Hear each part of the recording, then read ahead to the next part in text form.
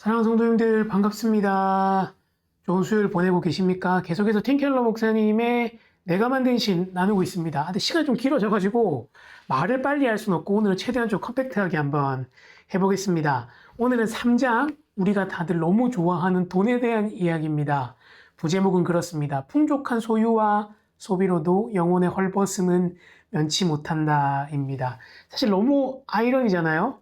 너무 풍족한 삶을 사는데 그게 우리 가운데 영혼의 이 궁핍함은 해결해 주지 못하는 거죠. 소제목을 살펴보면 이렇습니다. 자기 탐욕은 보이지 않는 법. 무슨 말이냐면 사람들이 자기가 탐욕스럽다는 걸 잘 모른다는 거예요. 나는 항상 부족하고 나한테는 결핍이 있다고만 생각하는 거죠. 그래서 사람들은 자기 인생을 돈이랑 바꿉니다. 특별히 이제 이 얘기는 삭개오에 대한 이야기로 풀어가거든요. 그러면서 사실은 돈은 보여지는 거지만 돈을 통해서 우리 안에 있는 불안과 욕심을 컨트롤하고 싶은 거죠. 불안과 욕심을 통해서 이 모든 것들이 지배당하는 그런 겁니다. 그러나 삭개오는 전적으로 은혜로 구원받은 사람임을 이야기합니다. 그는 사실은 사람들에게도 지탄받고 사실 이웃들을 괴롭히고 그런 사람이었음에도 불구하고 예수님께서 전적으로 그를 부르시는 것이죠. 그때 이 삭개오의 반응은 어떻습니까? 주님 제가 얼마를 드려야 구원을 받나요? 라고 말하는 게 아니라 내가 이 주님께 구원받았으니까 도대체 나는 무엇을 할 수 있을까? 뒤에 가면 제가 책의 내용을 조금 더 읽어드리겠지만 그의 반응은 그렇다는 겁니다. 그리고 우리 이면에 항상 도사리고 있는 이 근원적인 우상이 있다는 것들을 얘기하면서 우리는 돈을 욕심내지만 그러나 우리 예수님은 우리와 반대로 우리를 부욕해 하시려고 스스로 낮아지심과 가난하심을 택했다는 거죠. 그리고 마지막 강조하는 거는 뭐냐면 내 안에 탐욕이 있고 탐욕이 얼마나 위험한지를 아는 것만으로는 돈에 대한 탐심이 뿌리 뽑히지 않는다는 겁니다. 이게 이제 그 카네기 일기를 통해서 이야기해 주거든요. 제가 그 부분도 읽어드리겠습니다. 이제 발췌한 부분 읽을게요. 팀켈러 목사님이 여러 사람 상담하면서 한 내용입니다. 목사이다 보니 여태 사람들이 나를 찾아와 털어놓은 죄의 고민도 가지가지다. 죄라는 죄는 거의 다 있다. 하지만 이렇게 말한 사람은 한 사람도 떠올릴 수 없다. 제 자신에게 돈을 너무 많이 씁니다. 지나친 돈 욕심이 제 영혼과 가정과 주변 사람에게 해를 끼치는 것 같습니다. 탐심은 피해자에게 자신을 숨긴다. 물신의 행동 수칙 중 하나는 스스로 자기 마음을 보지 못하도록 눈멀게 만드는 것이다. 라고 이야기합니다. 특별히 팀켈러 목사님이 사역한 뉴욕 맨해튼은 더 그렇겠죠. 경제적으로 비슷한 수준의 사람들이 일정 지역에 모여 살고 그들끼리 서로 이렇게 늘 옆 사람들을 보다 보니까 늘 자기의 부족함들을 많이 느낄 거예요. 그러니까 자기가 스스로 부자라는 생각도 못하고 늘 부족한 것만 보였을 거라는 생각이 듭니다. 그러면서 계속 이제 이어갑니다. 예수님은 섹스보다 탐심을 훨씬 더 자주 경고하셨다. 그런데도 자신에게 이 죄가 있다고 생각하는 사람은 거의 없다. 그래서 우리는 다 이것이 얼마든지 내 문제일 수 있다는 가정하에서 시작해야 한다. 라고 이야기합니다. 사실 우리 모두가 탐심을 가지고 있음에도 불구하고 늘 자신에게 모자란 것만 보기 때문에 내 안에 탐심이 있다는 것 잘 보지 못한다는 거죠. 그러면서 이제 아주 대놓고 이제 얘기하죠. 돈을 위해 살면 당신은 종이다. 그러나 하나님이 삶의 중심이 되시면 돈은 왕위에서 물러나 강등된다. 당신의 정체성과 안전이 하나님께 있으면 돈이 염려와 욕심을 통해서 당신을 지배할 수 없다. 이것 아니면 저것. 둘 중에 하나라는 겁니다. 하나님을 섬기지 않으면 돈의 신인 만몬의 노예가 되기 쉽다는 겁니다.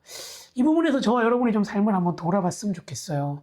여러분은 정말 무엇을 위해 살고 있는지, 여러분 마음의 중심에는 뭐가 있는지를 한번 볼 수 있으면 우리 같이 볼 수 있으면 좋을 것 같아요. 그러면서 이제 삭개오에 대한 이야기를 합니다. 제가 아까 앞에서 언급한 삭개오의 마음과 삶이 새롭게 변화된 것도 이 때문이다. 구원이 만일 도덕 규범을 준수해 얻어내는 것이었다면 삭개오의 질문은 내가 구원받기 위해서 얼마나 드려야 될까라는 것이었을 것이다. 그러나 이런 약속이 후하고 아낌없는 은혜에 대한 반응이었기에 그의 질문은 얼마나 드릴 수 있을까였다라고 이야기합니다. 사실 이 질문은 팀켈러 목사님이 자기에게 와서 신약시대는 11조를 안 해도 되죠? 그건 구약의 율법 아닌가요? 라고 말하는 사람들에게 했던 이야기를 다루면서 이 얘기를 합니다. 구약시대 때 받은 성도들보다 지금 당신이 받는 은혜가 작습니까? 라고 물어보면 불편한 침묵이 흐른대요. 그래서 사실은 우리 기독교인이 해야 될 질문, 내가 얼마를 헌금해야 될까가 아니라 삭개오가 얘기했던 것처럼 나는 얼마만큼 많이 드릴 수 있을까를 묻는 것이 사실 십자가의 은혜를 아는 성도의 본 모습이라는 거죠. 그러면서 마지막으로 그 카네기 이야기를 합니다. 카네기가 자기 일기장에 이렇게 적었다 그래요. 인간에게는 우상이 있을 수밖에 없는데 부의 축적은 우상 숭배 중에서도 최악에 속한다. 돈을 숭배하는 것보다 사람의 격을 더 떨어뜨리는 우상은 없다. 그러므로 가장 고상한 성품을 길러줄 삶을 신중히 선택하려면 나는 매사에 혼신의 노력을 기울여야 한다. 지나치게 긴 세월을 사업 걱정에 매달려 최단기간에 돈을 벌 생각밖에 모른다면 영영 회복될 가망조차 없이 저급해질 수밖에 없다. 그래서 나는 35세 사업에서 손을 뗄 것이며 앞으로 2년 동안 오후 시간에 꼭 공부하고 체계적으로 책을 읽으며 보내고 싶다. 라고 자기 일기장에 썼습니다. 록펠러란다. 이 카네기가 그렇게 살았을까요? 중요한 건 그렇게 살지 못했습니다. 탐욕이 자기의 삶을 지배하게 만들고 그 밑에서 일한 사람들이 굉장히 힘들었다고 이야기하는 이야기로 이 책을 마무리하거든요. 탐심이 있다는 걸 아는 것만으로, 그게 나쁘다는 걸 아는 것만으로 해결되지 않는다는 것을 보여주는 것입니다. 그래서 우리가 같이 한번 기도할 때 이렇게 기도했으면 좋겠습니다. 하나님, 오늘도 새날 주셔서 감사합니다. 내 안에 있는 탐욕을 정직하게 대면하게 하시고 모든 것이 하나님께로부터 왔음을 고백하며 돈의 노예가 되지 않게 해달라고 기도할 때 마커스가 부른 이제는 내가 없고 이 찬양 함께 들으면서 기도했으면 좋겠습니다. 기도하겠습니다.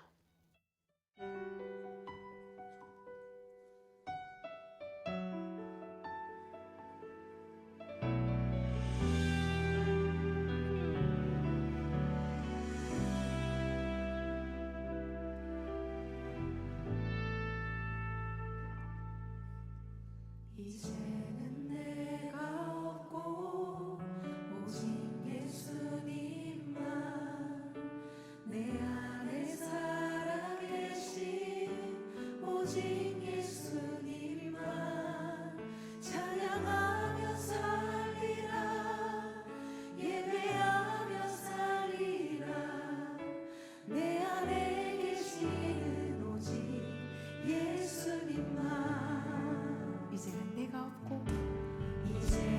내가 없고 오직 예수님만 내 안에 살아계신 오직 예수님만 찬양하며 살리라 예배하며 살리라 내 안에 계시는 오직 예수님만 주님은 나의 아버지 내 상한 영혼 만지시고 주님은 나의 하늘 아버지 나의 모든 것 주님께 맡기니 좋으신 주님 감사합니다. 우리 안에 있는 탐심을 정직하게 대면하게 하시고 주님 안에서 이것들을 잘 해결하여서 돈을 우상으로 삼지 않도록 도와주시옵소서. 힘든 일인지 알지만 잘 감당하며 끝까지 이기게 하여 주시옵소서. 감사합니다. 예수님의 이름으로 기도합니다. 아멘. 사랑하는 성도님들, 또 수요일 잘 보내시고 저녁에 수요 기도회 때 뵙겠습니다. 축복합니다.